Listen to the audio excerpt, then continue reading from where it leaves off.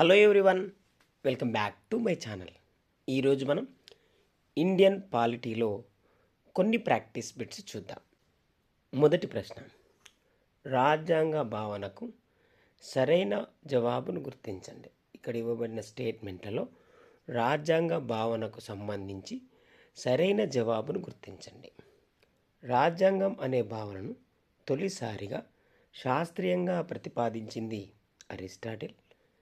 అభివృద్ధి చెందుతున్న ఆధునిక రాజ్యాలకు రాజ్యాంగం అవసరమని పేర్కొన్నది ప్రొఫెసర్ జెలినిక్. రాజ్యంలో రాజకీయ ప్రక్రియలను సక్రమమైన పద్ధతిలో నిర్వహించడానికి రాజ్యాంగం తోడ్పడుతుంది.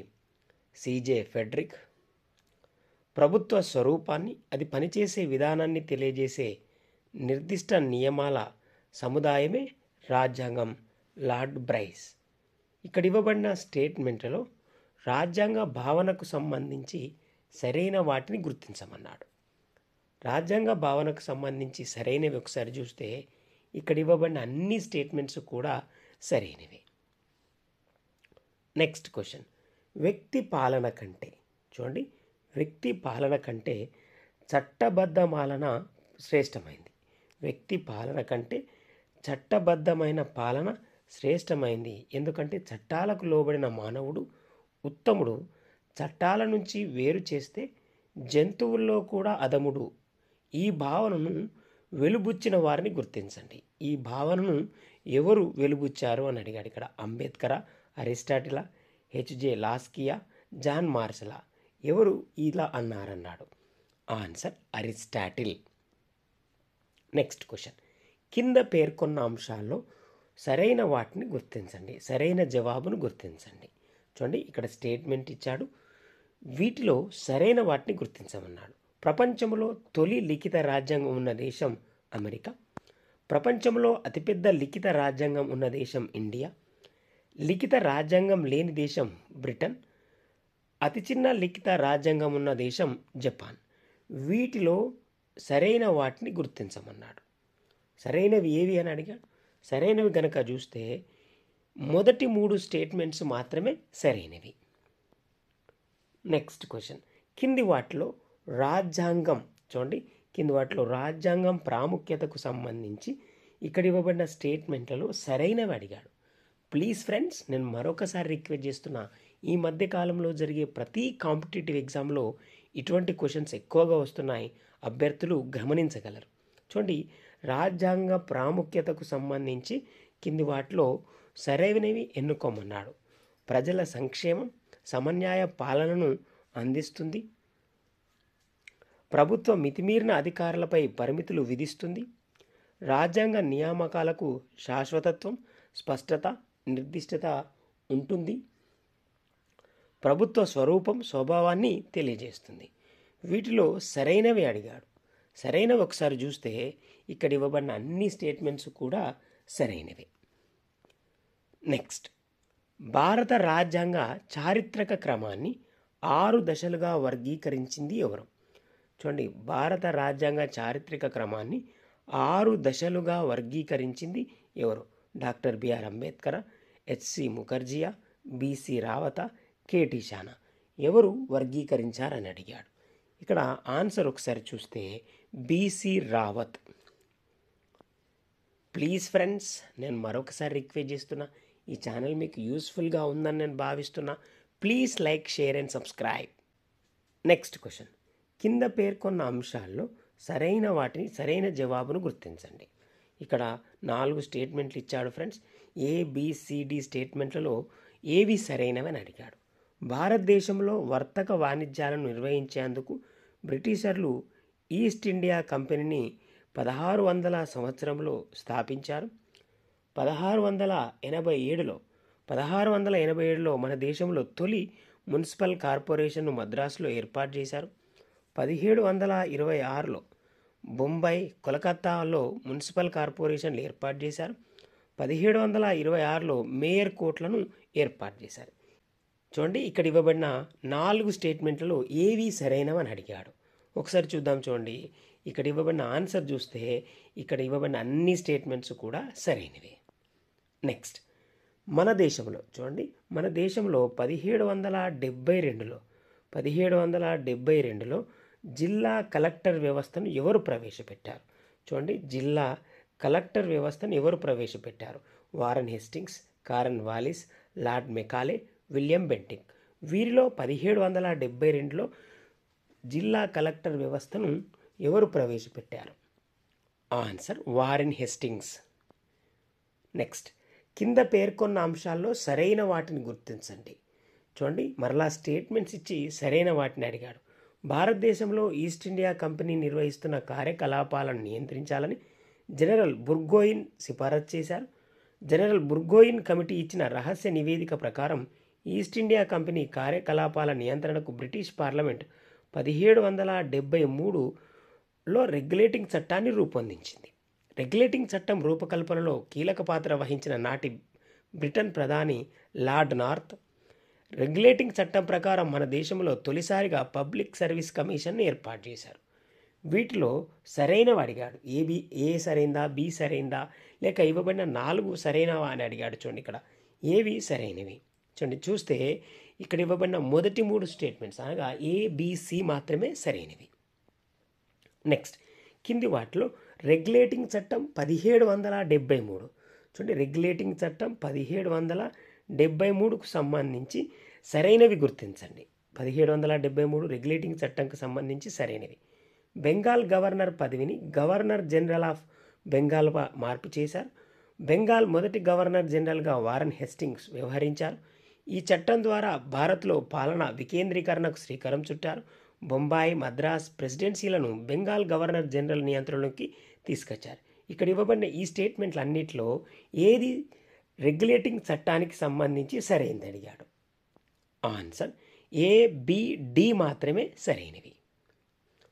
నెక్స్ట్, రెగ్యులేటింగ్ చట్టం 1773. రెగ్యులేటింగ్ చట్టం 1773కు సంబంధించి కింది వాటిలో సరైనవేవి?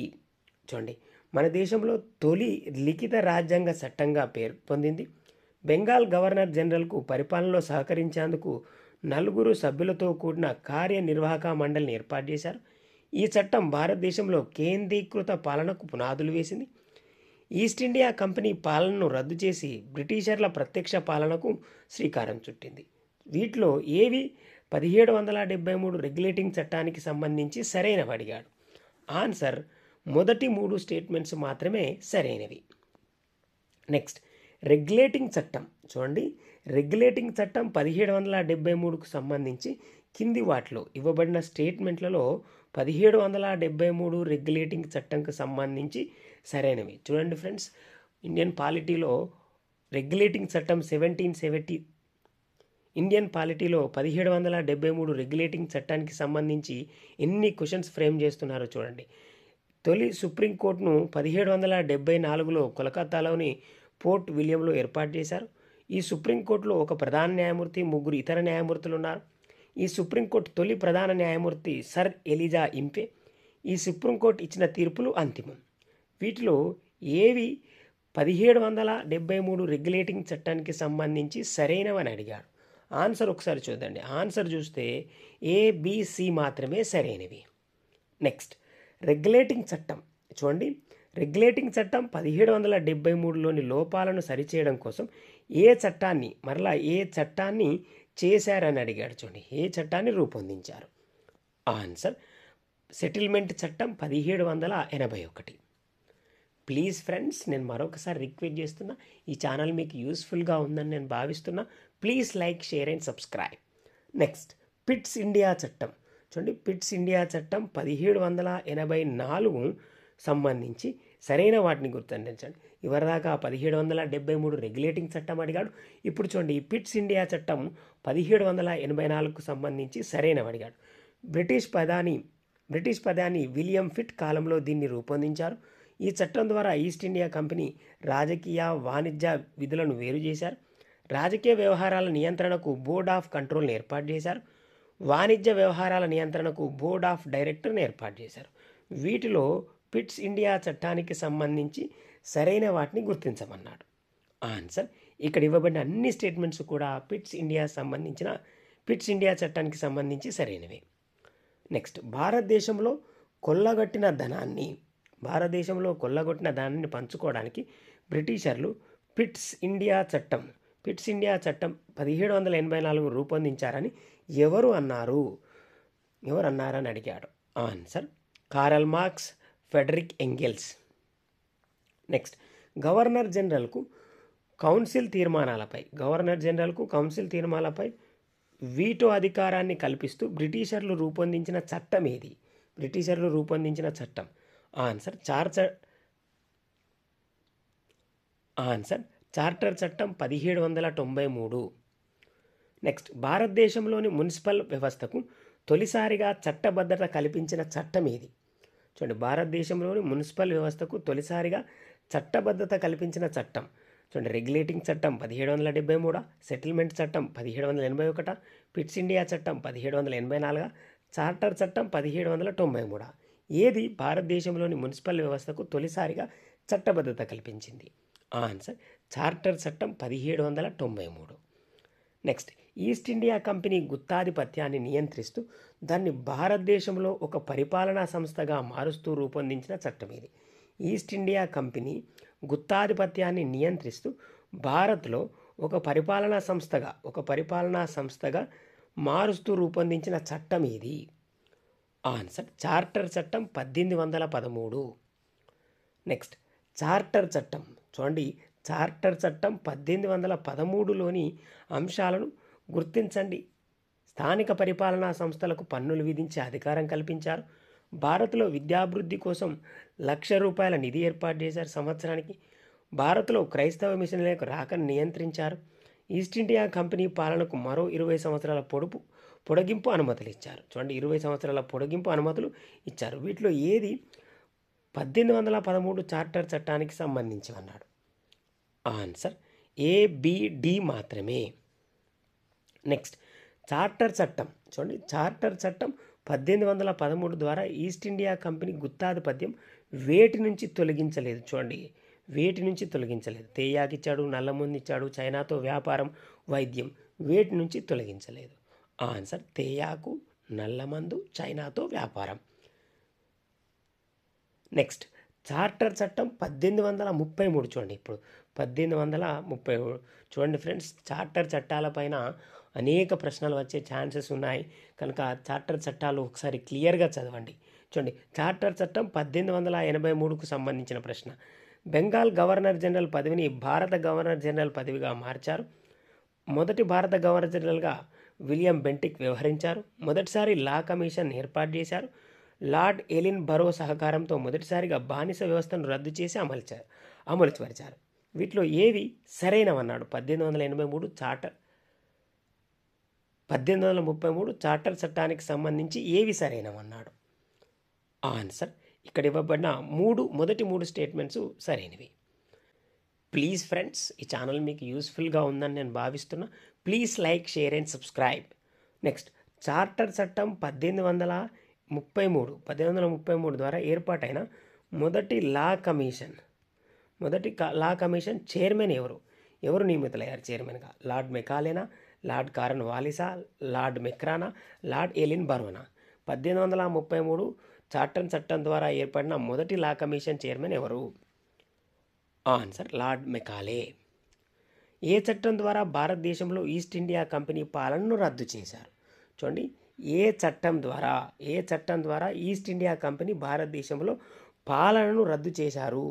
చూడండి, ఆన్సర్ ఒకసారి చూస్తే భారత ప్రభుత్వ చట్టం 1858 ద్వారా. నెక్స్ట్ భారతదేశం లిఖిత రాజ్యాంగాన్ని ఎప్పుడు ఆమోదించింది? చూడండి, భారతదేశం లిఖిత రాజ్యాంగాన్ని ఎప్పుడు ఆమోదించింది? నవంబర్ 26, 1949, జనవరి 26, 1950, ఆగస్టు 15, 1947, జనవరి 1, 1948. ఎప్పుడు ఆమోదించింది అని అడిగాడు. Answer November 26, 1949. నెక్స్ట్ లోక్సభలో స్పీకర్, డిప్యూటీ స్పీకర్ లేనప్పుడు సభా కార్యక్రమాల్ని ఎవరు నిర్వహిస్తారు? చూడండి, లోక్సభలో డిప్యూటీ స్పీకర్ లేనప్పుడు సభా కార్యక్రమాల్ని ఎవరు నిర్వహిస్తారు? Chairman, vice chairman, panel speaker, vice speaker. ఎవరు నిర్వహిస్తారు? Answer panel speaker. అధ్యక్ష పదవికి అర్హత కానిది ఏది? చూడండి, ఇక్కడ ఇవ్వబడిన దాంట్లో 4 స్టేట్మెంట్లు ఇచ్చాడు. వీటిలో అధ్యక్ష పదవికి అర్హత కానిది భారత పౌరసత్వం, 35 ఏళ్లకు తక్కువ కాని వయస్సు, లోక్సభ సభ్యుడిగా ఎన్నుకోబడటానికి అర్హత కలిగి ఉండటం, ఏ శాసనసభలోనైనా సభ్యత్వం కలిగి ఉండటం. ఏది అర్హత కానిది అన్నాడు. ఆన్సర్ ఏ శాసనసభలోనైనా సభ్యత్వం కలిగి ఉండటం. ఇవి ఫ్రెండ్స్ ఇండియన్ పాలిటీలో భాగంగా రాజ్యాంగ చారిత్రక నేపథ్యం అనే టాపిక్లో కొన్ని ప్రాక్టీస్ బిట్స్ మీకు యూస్ఫుల్గా ఉన్నాయని నేను భావిస్తున్నా ఫ్రెండ్స్. ప్లీజ్ ఫ్రెండ్స్ లైక్ చేయండి, షేర్ చేయండి, అలాగే సబ్స్క్రైబ్ చేయండి. Thank you very much guys.